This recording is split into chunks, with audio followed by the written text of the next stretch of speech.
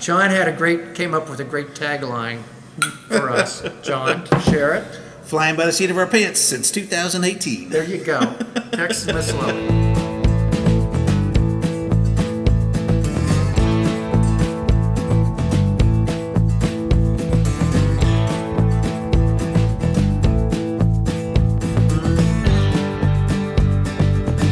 Coming to you from the Beer to Whiskey Studios on the taproom floor of the Greenville Beer Exchange, or GBX as we like to call it, on South Lawrence Street in dynamite downtown Greenville, South Carolina. I'm Russ Heaps, and welcome to this episode of Big John and Five, where I get my good buddy here, Big John Richards, our resident certified cicerone, to pick a beer from one of GBX's 22 or so taps, hundreds of cans and bottles. We sniff, we sip, we kibitz. John tells us a little bit about the brewery. We drink a bunch of beer. And with that having been said, John, what are we doing? You know, it still feels weird to me sometimes when you say certified cicerone. It's been 3 years now since I got my certified, and I still expect to hear certified beer server or something else that I just don't think about. I could come up with some other things. Well, I'm sure. I'm not asking you to. I'm just pointing out the fact that somehow it still feels weird to have a title. We've mentioned this several times on air, but John and I and Randy Porter, a fraternity brother of mine, all went to Cincinnati together so I could take my test. So John could take his test, and it was quite the adventure. It was. You have to look at other episodes to find out exactly how much of an adventure it was. Or maybe we'll just sit down and talk about that trip one time and just hash the whole thing out. Yeah. Oh my God. That should be fun. All right, let's drink a beer. All right, sounds good. I got this Hoppin beer, and it's kind of a little can. How many ounces is that? 8.5. I think it's 8.4 or something like that. It's like a Shangling little can or something. That's right. Well, that's the point. It's also 15.5% alcohol. So, meanwhile, you got like Great Divide doing Yeti and Stovepipe 19.2 ounce cans, which is hilarious. Yeah. So, Hoppin Frog does these little cans for these big beers that they make, some of which, this whole series started with a beer called Q.O.R.I.S, which is barrel-aged oatmeal Russian Imperial Stout.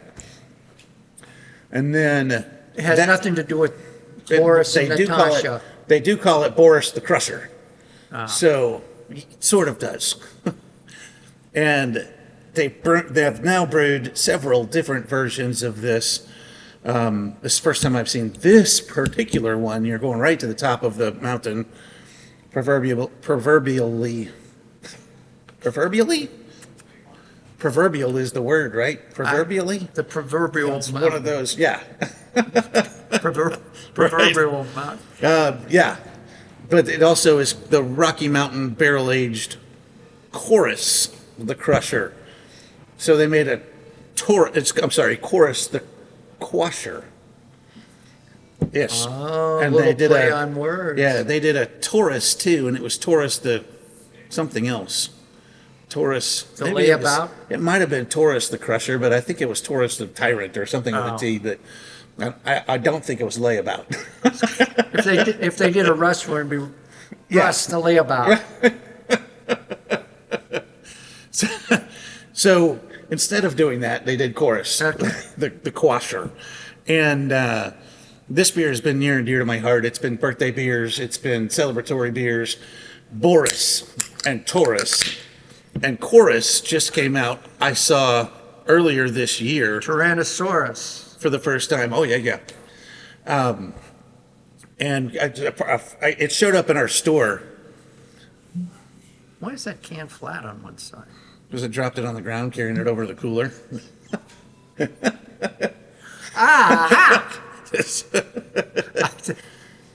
I thought, wow, that's really interesting. I've never seen a can that's flat on one side. It's flat right down. It landed right on its side. Yep. So Q.O.R.I.S got recommended by another friend of mine, and we had it in the store. And I was like, okay, I'll have to give these guys I'm jumping on that thing. And these aren't particularly cheap beers, but they're also big. So Q.O.R.I.S was so good, I was like, oh, we're going to do a Q.O.R.I.S. And just today, I saw this one, which is Rocky Mountain Q.O.R.I.S, which is whiskey barrel aged Q.O.R.I.S. Yes.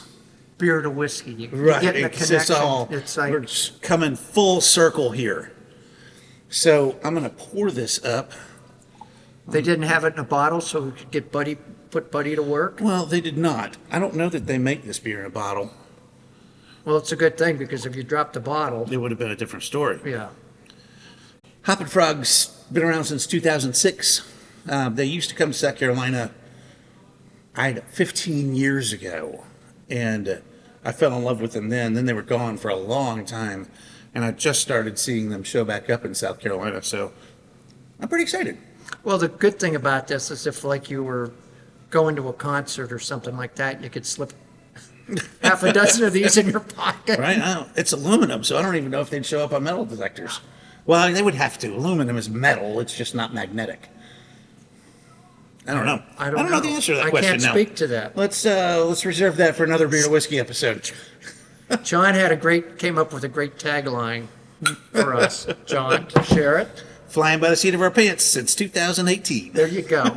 Text Miss Lily.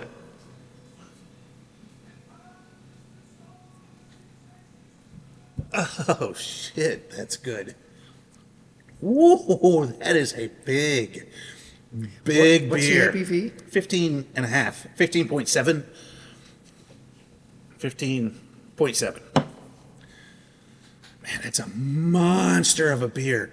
So much happening. So it's oily sweet up front, and it's chocolatey, like cocoa-y chocolate up front. Yeah, it's a big chocolate. And then it settles down, and you start tasting the wood. You start tasting the roast and the espresso in the back end of that. And right now, it tastes like a mocha, like a really heavy-duty cocoa mocha.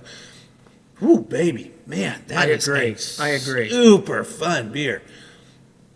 I don't really, nothing about it is boozy, and I don't even think I'm tasting whiskey flavors because the beer is so big. I think I'm tasting some of the wood. In fact, I'm sure I'm tasting some of the wood, but I don't think I'm tasting like what I typically do, like vanilla and barrel spice and things like that aren't really there. They're not taking over the beer. And sometimes you get a beer that's been aged in a barrel, especially a whiskey barrel, it just smells and tastes like whiskey. And Right. It's unpleasant. Man, wow. Goodness gracious. This beer is still giving. There's still more. It's turning back into cocoa the more I talk over it. It lingers. It's lingering Yeah. big time. Yeah, this is a coater, a mouth coater. What a fun beer. So I was reading their website, and it's still, as near as I can tell, the head brewer is still the same guy that's been brewing beers there since 2006. Fred Karm, I think is his name. I think that's correct. Russell, correct me on the bottom if it's not. Something else I gotta do. Jeez, oh Pete, I'm pretty sure it's Fred Karm. So, but he's got like 26 medals at GABF and World Beer Cup. Yeah. Wow. Not at some local competition, at GABF and World Beer Cup. Talented. Yeah. So, and they make a full line of beers. They make hoppy stuff. They make light stuff. But I have been drawn to where this. are they? Akron, Ohio. I don't think I said that. They're from Akron. They're from Ohio. They're from Ohio. Right down the road from Cleveland. Oh, I don't want to. Right down the road from Cleveland. That's not how you pair things.